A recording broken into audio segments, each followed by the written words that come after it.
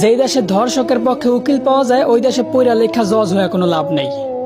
মুসলমানদের দেশে নেতা হইয়া যদি আলেমদেরকে বন্দি করে রাখতে হয়, ওই দেশের রাজনীতি করে নেতা হইলে জনগণের জন্য কোনো ফায়দা নেই। ৯৫% মুসলমানের দেশে যদি মুসলমানদের কষ্টগুলাই তুলে ধরা না যায়, ওই দেশে নামি দামি সাংবাদিক হইয়াও কোনো লাভ নেই। বলি জাকাত না দিয়া সুদ খাইতে খাইতে দেশটারে করছো ছারখার। এখন সূর্যের তাপ গায়ে লাগে, তাই তোমাদের বৃষ্টির দরকার। আলেমদেরকে বন্দি করে আবার আলেমদের মাধ্যমে আল্লাহর কাছে বৃষ্টি কামনা করলা।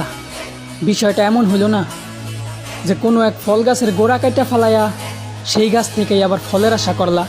যে সময় ৩ থেকে ৭ বছরের শিশু মেয়েরাও ধর্ষণ থেকে নিরাপদ না, সেই সময় দ্বারাও আমরা নিজেদেরকে শ্রেষ্ঠ জাতি হিসাবে দাবি করি।